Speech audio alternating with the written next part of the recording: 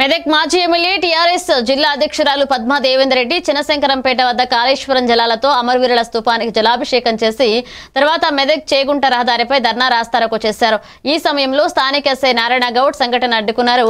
అయినప్పటికీ బీఆర్ఎస్ కార్యకర్తలు దిష్టమోపై పెట్రోల్ పోసి మంటలు వెలిగించగా పోలీసులు ఆపి స్వాంతన చేశారు।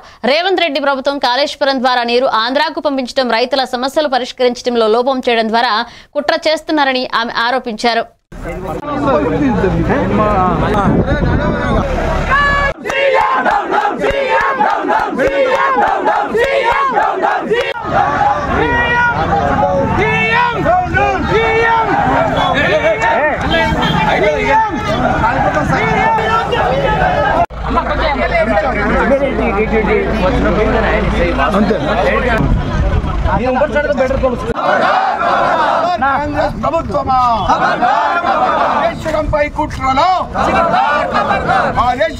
కుట్రలో ముఖ్యమంత్రి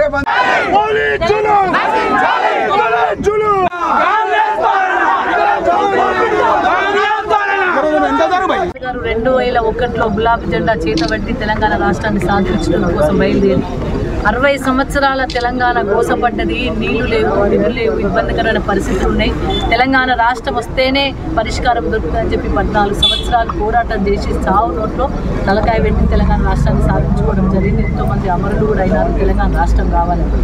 తెలంగాణ రాష్ట్రం గతంలో తెలంగాణ రాష్ట్రం రాకముందు నీళ్లు లేక పొలాలు నీళ్లు పడిపోయి పంట పొలాలకు నీళ్లు లేక, తాగడానికి నీళ్లు లేక, పశువులకు నీళ్లు లేక, కరెంటు లేక, మరి ఎటువంటి అన్ని ఇబ్బందికరమైన పరిస్థితులలో తెలంగాణ రాష్ట్రం ఉంది।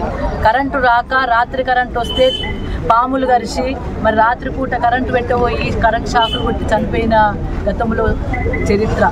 24 లక్షల పంపు సెట్లు ఉంటే బోర్లు వేసుకొని బోర్ల పడి నీళ్లు రాక ఆత్మహత్యలు చేసుకొని గతంలో చాలా ఇబ్బంది పడ్డ రైతాంగం।